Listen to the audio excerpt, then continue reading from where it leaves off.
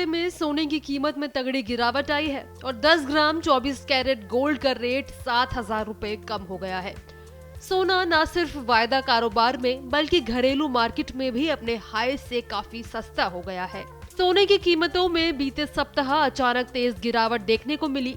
महज 4 कारोबारी दिनों में ही ऑल टाइम हाई लेवल से अब गोल्ड 7,000 रुपए प्रति 10 ग्राम से ज्यादा सस्ता हो चुका है। ये गिरावट अंतर्राष्ट्रीय बाजार के साथ ही मल्टी कमोडिटी एक्सचेंज और घरेलू मार्केट में भी देखने को मिली है। सप्ताह के पहले कारोबारी दिन 10 ग्राम 24 कैरेट का भाव 1,30,000 रुपए के पार चला गया था, लेकिन आखिरी कारोबारी दिन 1,23,000 रुपए पर आ गया। आइए जानते हैं अन्य क्वालिटी का सोना हफ्ते भर में कितना सस्ता हुआ।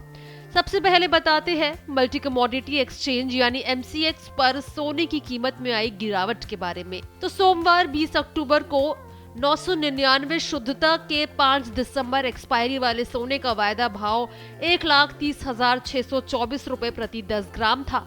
फिर अचानक सोने की कीमतों में तगड़ी गिरावट आनी शुरू हो गई और शुक्रवार तक ये गिरकर 1,23,255 रुपए प्रति 10 ग्राम पर आ गया। इस हिसाब से MCX पर सोना सिर्फ 5 दिन में ही 7,369 रुपए प्रति 10 ग्राम सस्ता हो गया।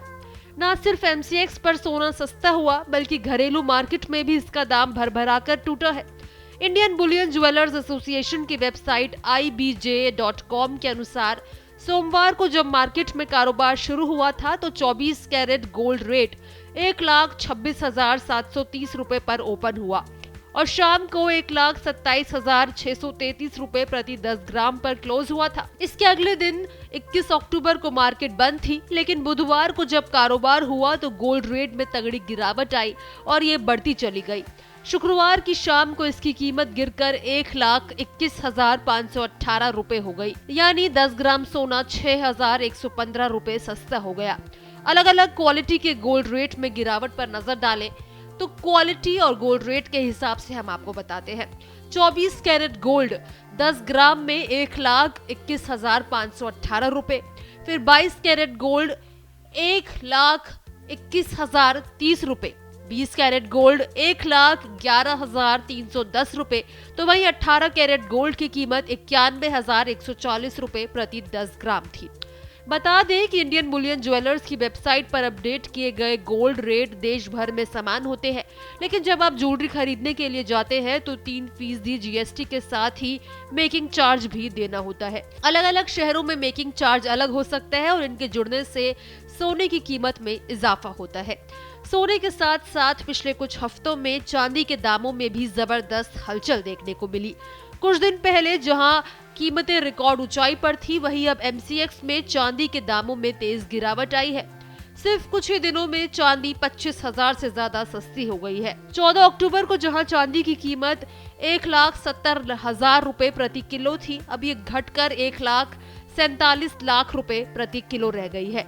ये गिरावट सिर्फ भारत में नहीं बल्कि अंतर्राष्ट्रीय बाजारों में भी दिखाई दी है। अब सवाल ये उठ रहा है कि आखिरकार आगे सोना और चांदी की कीमत कितनी गिरेगी। इस सवाल का जवाब जानने से पहले ये जानना जरूरी है कि आखिर सोने चांदी की कीमतें गिर क्यों रही है। तो एक्सपर्ट्स की बात माने तो उनका कहना है कि रिकॉर्ड हाई पर सोने और चांदी के पहुंचने के बाद मुनाफा वसूली की एक लहर चली है, जिस कारण निवेशक सोने और चांदी से प्रॉफिट निकाल रहे हैं।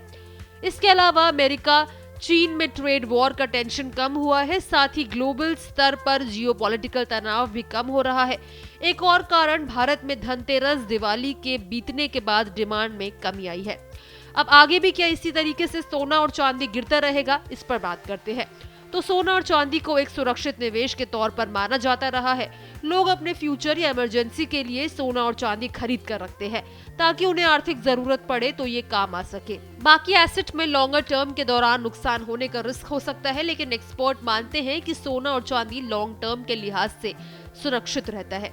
मुनाफा वसूली के कारण अभी सोने और चांदी में गिरावट आई है। ऐसे में एक्सपर्ट्स का कहना है कि अभी निवेश से पहले कुछ हफ्ते इंतजार कर सकते हैं। एक और जानकारी के मुताबिक इसमें अभी 5 से 6% की तक की और गिरावट आ सकती है। इसका मतलब है कि इसमें 6,000 से 7,000 रुपए की गिरावट आ सकती है। कुछ एक्सपर्ट्स ये भी कहते हैं कि अगर आप खुदरा निवेशक हैं और लॉन्ग टर्म के लिहाज से सोना चांदी खरीद रहे हैं तो आप अभी सोने चांदी में पैसा लगा सकते हैं।